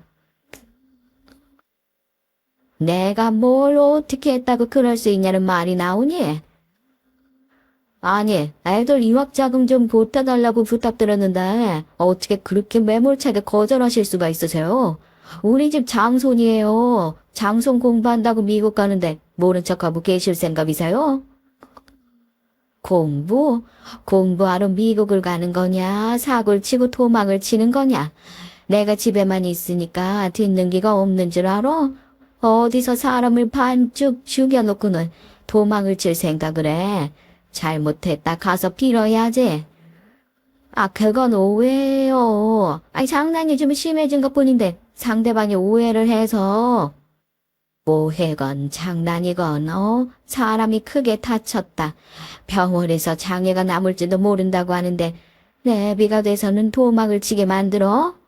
당장 멱살 잡고 가서 그 가족들 앞에 납작 엎드려 사과를 할 생각을 해야지. 부끄러운 줄도 모르고. 시어머니께서 카랑카랑한 목소리로 조목조목 짚어가며 말씀을 하시자 큰아주버님께서는 벌겋게 달아오른 얼굴로 당장 미국에 보내야 하니까 도와달라는 말을 반복했습니다. 하지만 시어머니께서는 단호하게 단 한 푼도 줄 수 없다고 말했죠. 오히려 당장 사과하러 가지 않으면 시어머니께서 직접 나서시겠다는 말씀도 하셨고요. 큰아주버님께서는 장손에게 이럴 수는 없다며 시어머니께 실망했다고 하고는 나가버렸어요. 거실에서는 쿵쾅거리는 소리와 함께 무언가 깨지는 소리도 들렸고요. 전 깜짝 놀라 허둥거리며 따라 나갔다가 너무 놀라서 한 걸음도 움직일 수가 없었어요. 거실에 놓인 화분이며 꽃병들이 여러 곳에 나뒹굴고 있더라고요. 전 어떻게 인간이 저렇게 화풀이를 할 생각을 할 수 있는지 조금도 이해가 되지 않았습니다. 그저 길게 한숨만 내쉬고는 주섬주섬 치우기 시작했어요. 시어머니께서도 나와보시고는 혀를 차시면서 언제 처리될지 모르겠다고요. 그 뒤로도 몇 번이나 큰아주버님과 작은아주버님은 시어머니를 찾아왔습니다. 방문 목적은 10번이면 10번 다 돈 때문이었어요. 새로운 사업을 하겠다고 돈을 달라고 말하던 작은아주버님의 얼굴은 아직도 생생하게 기억날 정도랍니다. 시어머니께서는 도대체 자신을 뭐로 알고 있기에 이렇게 당당하게 찾아와서 돈을 요구하느냐고 아주버님들을 모아두고 잔소리를 하셨지만 두 분은 오히려 어머니가 어떻게 자식을 나몰라라 할 수 있느냐고 더 큰 소리로 화를 냈답니다. 보다 못한 제가 나서서 한마디 거들기라도 하면 두 아주버님은 펄쩍펄쩍 뛰면서 어디서 참견이냐고 소리를 질렀죠. 뭘 안다고 함부로 끼어들어? 가족 문제니까 입 다물어. 매번 이렇게 오셔서 돈을 달라고 하시는데 제가 옆에서 보기 너무 화가 나서요. 도대체 어머니를 작은 아주버님은 뭐라고 생각하시는지 모르겠네요. 본인이 사업을 하실 생각이라면 대출을 받든 뭘 하든 스스로 하실 생각을 하셔야죠. 왜 어머님께 돈을 벌리시는데요? 그러는 재수 씨는 어디 떳떳하신가? 지금 하고 있는 가게 우리 어머니가 해준 거더라. 내가 처음부터 뭐라 그랬어? 순진한 어머니 등쳐먹을 요량으로 들어오는 거라고 그렇게 말씀드렸는데. 제 가게가 왜요? 제 가게 처음 낼 때 어머니께서 도와주신 건 맞지만 전 매달 매출이 어땠는지 어머니께 하나부터 열까지 다 보고 드리는데요. 제 가게라고는 하지만 어머니 가게죠. 전 바지 사장이나 다름없으니까. 그리고 제가 어머니께 돈을 달라고 말한 적은 없거든요. 누구랑 다르게? 제 말이 전곡을 찌른 듯 아주버님들은 헛기침을 하면서 외부인은 빠지라고 말하며 시어머니를 설득하려고 했어요. 하지만 시어머니께서는 끝까지 아무것도 하지 않겠다고 기대하지 말란 말로 두 사람을 쫓아내셨습니다. 그런 일이 몇 번이나 반복되자 더 이상 집으로 찾아오는 일은 없었어요. 물론 그와 동시에 명절 때 걸려오던 전화도 딱 끊겼고요. 시간은 바람처럼 흘러 시어머니를 모시고 산 지도 20년째 되던 해였습니다. 이제 아이들도 고등학교로 졸업하고 대학 진학을 앞두고 있었죠.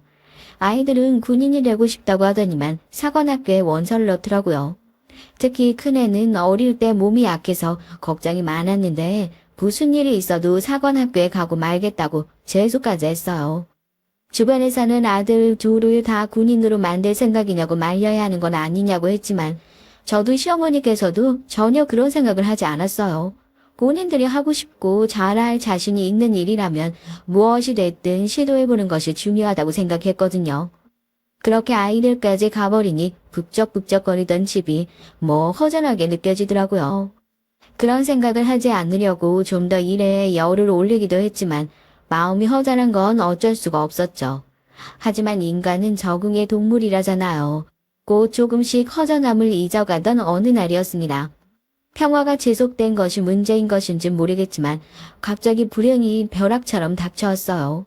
그날은 시어머니께서 건강검진 결과에 재검이 필요하다는 부분이 있어서 병원에 간다고 나가신 날이었죠. 함께 가겠다는 절 긋고 말리시고는 혼자 다녀오겠다고 하셨던 시어머니와 좀처럼 연락이 닿지 않더라고요. 처음엔 사람이 많아서 그런가 보다 싶었는데 그런 것 치고는 너무 오랜 시간이 흘렀죠. 괜히 슬슬 불안해지기 시작했어요. 전 몇 번이고 반복해서 전화를 걸었지만 소용이 없었습니다. 전 그 길로 병원으로 향했어요. 거기서 전 충격적인 일을 들었답니다. 어머니께서 애시당초 병원에 오신 적이 없다는 말이었죠. 전 여기저기 한참을 시어머니를 찾아다녔지만 소용이 없었어요. 그런 제게 큰형님이 전화를 주셨죠.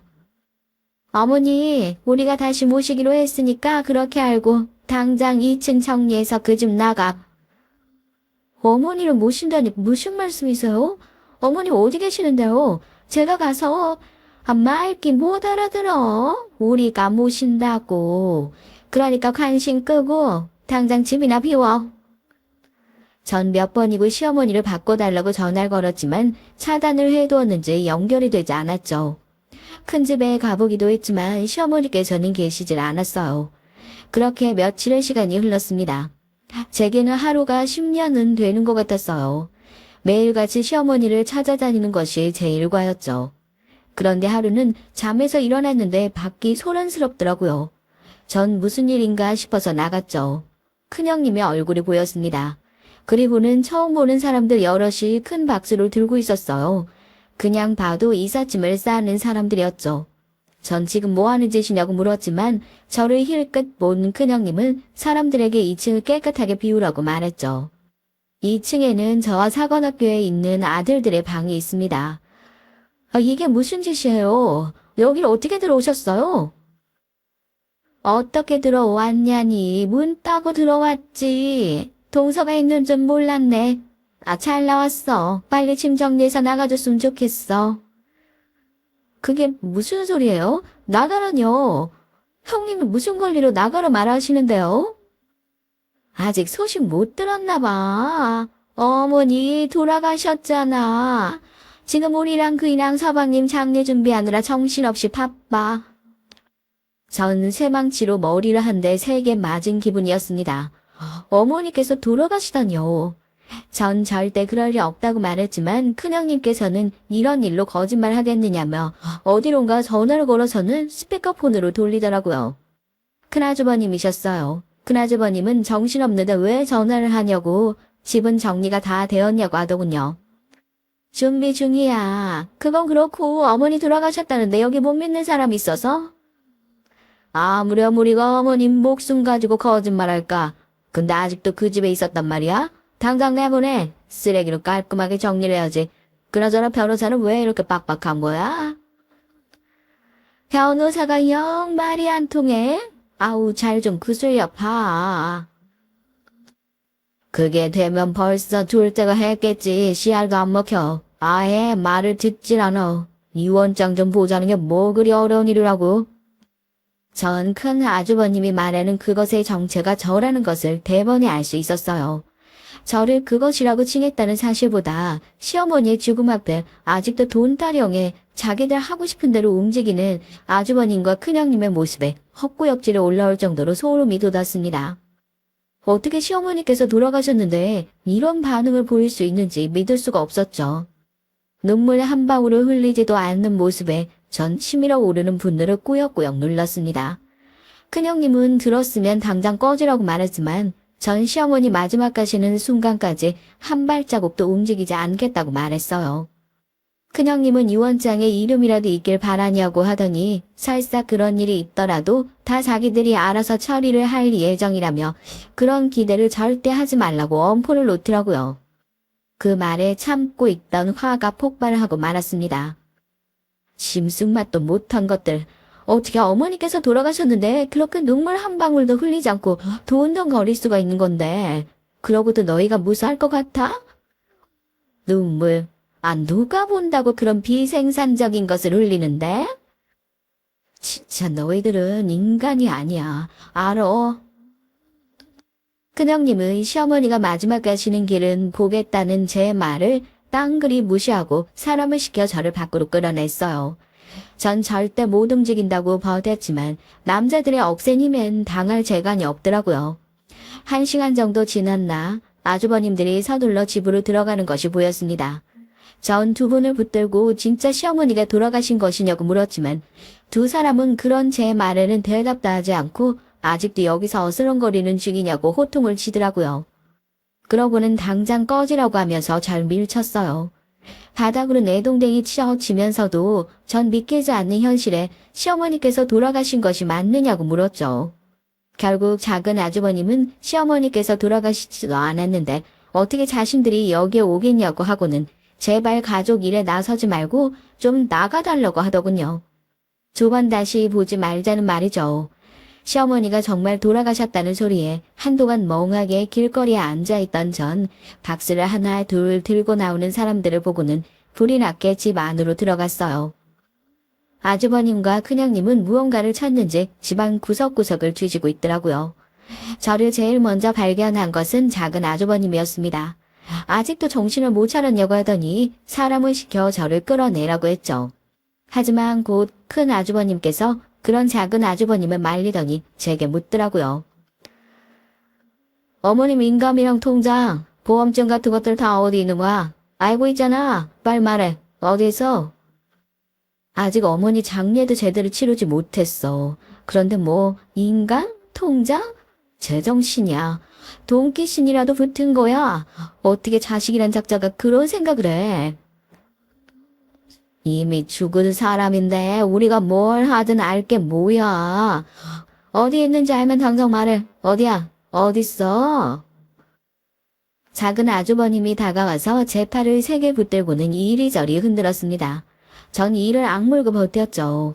안방을 뒤지던 큰형님까지 가세해서 당장 어디 있는지 다 얘기를 하라고 윽박질렀습니다. 전 모른다고 말하며 설사 알고 있다고 해도 당신들에게는 절대 말할 수 없다고 했어요. 제 말에 화가 난 큰아주버님은 기어코 제 뺨을 내리치셨습니다. 아주 무겁고 찰진 소리가 울렸어요. 비릿한 피맛이 느껴지는 것이 아무래도 입안이 터진 것 같더라고요. 전 아무것도 모른다고 외치면서 자식된 도리는 다 하고 그런 것들을 찾아도 찾아야지 하는 것 아니냐고 소리를 질렀어요. 하지만 이번엔 작은 아주버님마저 손을 높이 쳐대고는 조용히 하라면서 제 뺨을 내리치려고 하시더라고요. 그때였습니다. 집안의 모든 사람들을 한 번에 멈추게 할 소리가 들려왔죠. 마치 일시 정지 버튼이라도 누른 것처럼 모든 것들이 멈췄습니다. 저는 숨을 쉬는 것마저도 잊을 정도였어요. 감히 누가 내 며느리에게 손을 올리는 거야? 다들 자신의 눈을 의심하고 있었습니다. 시어머니 뒤쪽으로는 낯익은 얼굴도 보였어요. 시어머니의 일을 대신해서 봐주던 변호사님과 실장님들이 보였죠. 먼저 정신을 차린 것은 큰 아주버님이었습니다. 여기를 어떻게... 형님, 이게 다 무슨 일입니까? 제대로 처리한 건 아니에요? 어머니가 여기를 어떻게 오시는데요? 어머니라, 내가 너희 어머니이긴 하니? 아주버님의 아우성이 단숨에 잦아들었습니다. 서로 눈을 마주하고는 시어머니의 눈치를 보고 있었죠. 그런 모습에 시어머니께서는 길게 한숨을 내쉬고는 저에게 손을 내밀어 주셨어요. 전 홀린 듯이 시어머니 곁으로 다가갔죠. 시어머니의 손을 맞잡고 나서야 환상이 아니라는 것을 알 수 있었습니다. 내가 손 놓고 그냥 당할 줄 알았어? 너희들이 내 대해서 무슨 짓을 저지르는지 모를 줄 알았더냐? 그래도 자식이라고 믿고 싶었던 내 같은 신이지. 어머님, 그게 아니고요. 그러니까. 그 주둥아리 잡아서 비틀어 버리기 전에 닥쳐. 너희들 말은 뭐가 되었든 듣고 싶지도 않으니까. 시어머님의 카랑카랑한 목소리가 집에 울리면서 아주버님들과 큰형님의 얼굴은 점점 하얗게 질려가고 있었습니다. 시어머님께서는 제 손을 토닥이며 아무것도 걱정할 것 없다고 하시면서 퉁퉁 부어있는 제 눈가를 만져주시며 앞으로는 내 자식은 아가씨와 적분이라고 말씀하셨어요. 큰아주버님께서 버럭 그게 무슨 소리냐고 하셨지만 시어머니께서는 뒤에 계시는 실장님에게 고갯짓을 하실 뿐이었습니다. 실장님께서는 무슨 서류처를 열어보시더니 또랑또랑한 목소리로 얘기를 시작하셨어요. 처음엔 이게 무슨 소린가 했는데 뒤로 갈수록 기함을 토할 일들이 한가득이더라고요. 시아버님의 연줄로 사립학교에 들어간 큰 아주버님께서 학부모에게 돈을 받고 수행평가 성적을 날조했더라고요. 그 돈으로 불법 도박을 일삼고 있었고요. 도박이 사람을 미치게 하잖아요. 당연히 집안을 거덜내고 있었습니다. 거기다 명품에 환장한 큰형님은 씀씀이를 견디지 못해 결국에는 회사 돈에 손을 대기 시작했는데 지금은 감당 불가할 규모까지 이르렀다고 하더라고요. 작은 아주버님의 상황도 크게 다르지 않았습니다. 시어머님 이름을 팔아 사업을 시작하긴 했지만 제대로 된 비전도 없이 여기저기 일만 만들어서 투자자를 모은 모양이더라고요. 그렇게 모은 돈으로 다른 쪽 사고 친 것을 수습하기 바쁜 상태였죠. 실장님은 이 모든 자료를 해당 기관에 넘겨 합당한 징계와 처벌을 받을 수 있도록 조치를 취하겠다고 말했습니다. 얘기를 들은 작은 아주버님은 불같이 화를 냈어요. 어머니, 어떻게 자식들한테 이렇게 하실 수가 있으세요? 자식이 고소당하게 생겼는데 상대방에게 자료를 주다니요. 어머니, 정말 실망입니다. 그 새끼 살아있었어도 그렇게 하셨겠어요? 나한테 어떻게 자식에게 이럴 수 있냐고 따지기 전에 너희가 자식으로서 무슨 짓을 했는지부터 생각하렴. 언제까지 내 탓하고 아버지 탓을 하고 막내 탓을 할 거야. 아주버님과 큰형님은 뭐라고 소리를 지르면서 화를 내더니 나중에는 살려달라고 비우기 시작했어요. 하지만 시어머니께서는 시상 하나 주지 않으셨습니다. 그리고는 모든 것을 다 스스로 만든 업보라고 하시면서 당장 집에서 나가라고 말씀했어요. 물론 순순히 알겠다고 하고 나갈 사람들은 아니었죠. 실장님이 곧 사람을 데리고 와서는 세 사람을 밖으로 끌어냈습니다. 안방은 정말이지 전쟁터가 따로 없었어요. 한동안 그 모습을 바라보던 시어머니께서는 두 눈을 질끈 감으셨죠. 입꼬리가 파르르 떨리는 모습에서 시어머니께서 얼마나 속이 상하셨는지 고스란히 느껴지더라고요. 전 시어머니의 손을 강하게 잡았습니다. 아무리 몹쓸 자식들이라고 하지만 그래도 자식인데 그 속이 어디 멀쩡하겠어요. 전 아무런 말도 하지 않았습니다. 그저 시어머니의 손을 두 손으로 꼭 쥐고 있을 뿐이었죠. 한참을 그렇게 서 있던 시어머니께서는 약간 잠긴 목소리로 제게 미안하다는 말씀을 하셨어요. 자식을 잘못 키운 자신의 탓이라고 하시면서 자책하셨죠. 사춘기 애들도 아니고 이제 50이 넘은 자식이에요. 어머님의 탓이 아닙니다. 제 말에 시어머니께서는 고개를 끄덕이시며 피곤하니 자리에 좀 누워야겠다고 하셨어요. 그 모습에 저는 조용히 나왔습니다. 그 이후에는 별다른 일이 없었어요. 실장님이 말씀해 주셨던 것처럼 큰 아주버님은 학교에서 잘렸고 작은 아주버님은 사기죄로 고소를 당해 지금은 조사 중에 있고요. 큰형님은 횡령죄가 성립해서 재판을 기다리는 중이랍니다. 시어머니께서는 그 모든 일을 보고 받으시면서 얼굴색 하나 바뀌지 않고 고개만 끄덕이셨어요. 하지만 실장님이 가고 나면 한동안 침대에 등을 보이고 누워 계셨죠. 전 아무런 말도 하지 않고 조용히 안방문을 닫아드렸답니다. 시어머니의 한없이 작은 등을 보고 있으면 그렇게 남편이 생각났어요. 남편이 살아있었더라면 시어머니께 어떻게 해드렸을까 하면서 말이죠. 다정하게 안아줬을까 아니면 가서 손이라도 잡아드렸을까.